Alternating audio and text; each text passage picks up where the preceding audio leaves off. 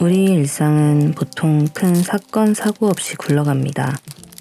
적당히 소소하게 즐거운 일도 슬픈 일도 있죠. 그러다 한 번씩 큰 변화를 겪곤 합니다. 그게 기쁜 일이라면 참 좋겠지만 슬픈 일이어도 피할 길은 없습니다. 안녕하세요, 시조입니다. 여러분들은 화가 나거나 슬프거나 우울하거나 열등감에 절은 감정을 일기에 쓰시나요? 혹은 쓸 것 같나요?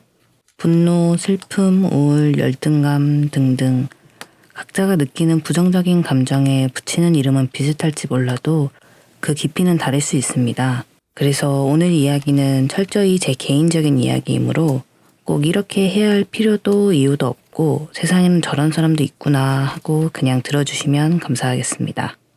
저는 정말 머리 끝까지 화가 나도 일기에 적고 울면서도 일기에 적고 한없이 우울해져도 일기에 적고 누구에게도 말 못할 만큼 추악한 열등감을 느낄 때도 일기에 적습니다.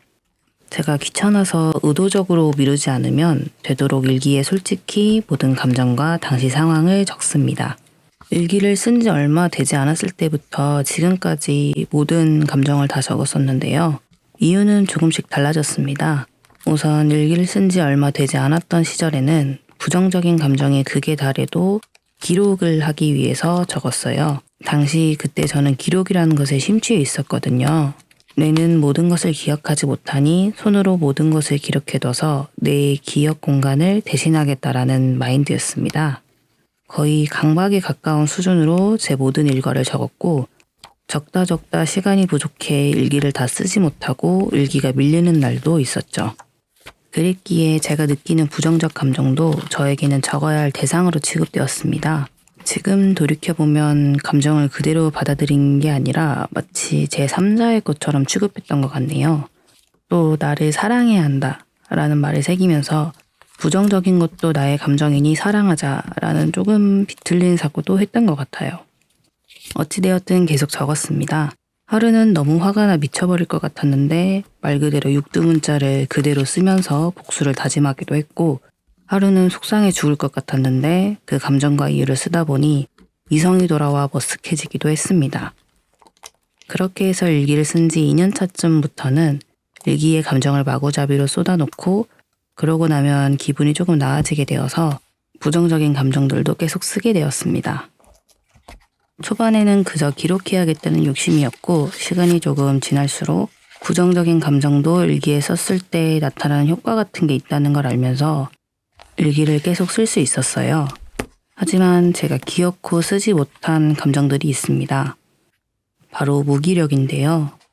한없이 깊은 심해로 가라앉는 기분, 무엇도 할 수 없고 하고 싶지도 않은 기분, 정신 차리자고 생각하다가도 눈앞에 엉망으로 구겨놓은 현실을 보면 그저 잠과 자극으로 회피하기만 바빴던 그런 시절이 있었어요.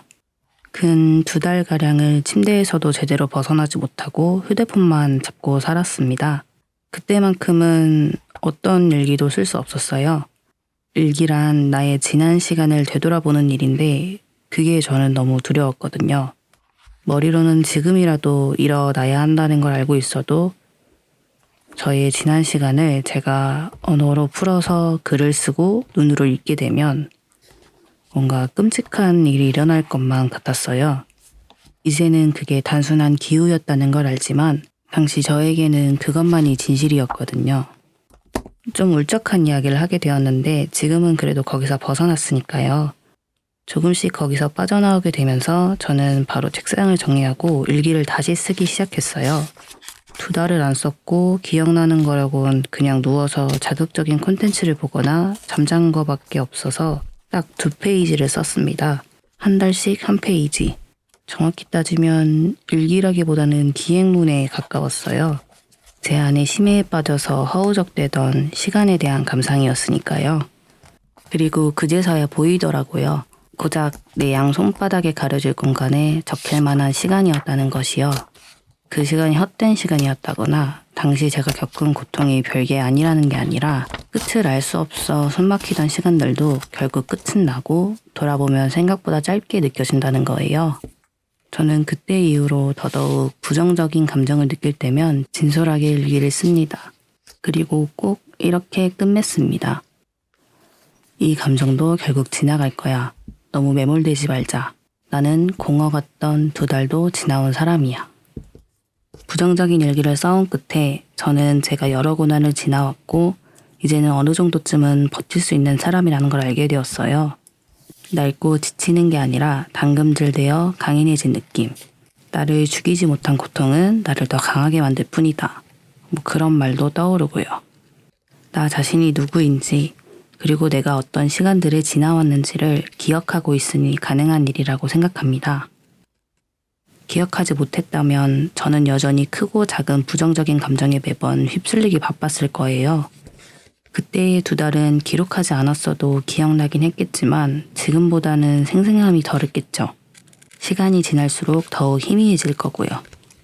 사실 오늘도 영상 촬영에 쓸 다른 소재를 떠올렸었는데 이게 촬영을 하다 보니까 마음처럼 되지 않아서 속상해하던 차에 그때 일기를 다시 보니까 차분해지더라고요. 그래, 나는 이런 시절도 지나온 사람이야 하면서요. 그렇다고 부정적인 감정에 아무렇지 않고 묻어내지진 못했어요. 원체 성정이 예민한 탓인 건지 그래도 전보다는 지구력이 생겼어요. 오늘처럼 그때 일기를 쓰던 당시를 떠올리면 더 마음이 단단해지고요. 일기는 이렇게 한 번씩 예상치 못한 선물을 줘요. 힘든 시간도 버텨낼 수 있는 지구력이라니. 제가 어릴 적부터 너무 갖고 싶었던 능력이었는데 일기에서 받을 줄은 몰랐어요. 완전히 문제를 해결해낼 수 있는 능력은 못 되지만 그래도 지구력이 있으면 버틸 수 있고 조금씩 앞으로 나아갈 수도 있거든요. 마치 헨젤과 그레텔에 나오는 빵 부스러기처럼 조금씩 저를 이끌어 나갈 수 있어요. 그래서 저는 솔직히 여러분께도 부정적이든 긍정적이든 뭐든지 다 적으라고 말씀드리고 싶어요. 여러분들이 그 일기를 씀으로써 받게 될 선물이 분명히 있을 테니까요. 하지만 영상 처음에 말씀드렸듯 부정적인 감정에 붙이는 이름은 비슷할지 몰라도 그 깊이는 다를 수 있으니까요. 세상에는 제가 알지 못하는 지독한 심해가 더 있을 수 있겠죠. 그래서 지금은 그냥 이렇게 심해에 다녀온 뒤 기행문을 쓰고 나선 더 이상 물을 크게 두려워하지 않게 된 사람도 있다는 걸 알아주셨으면 합니다. 꼭 부정적인 감정에 대한 일기가 아니더라도 우리 일기는 계속 씁시다. 오늘 하루는 어떠셨나요?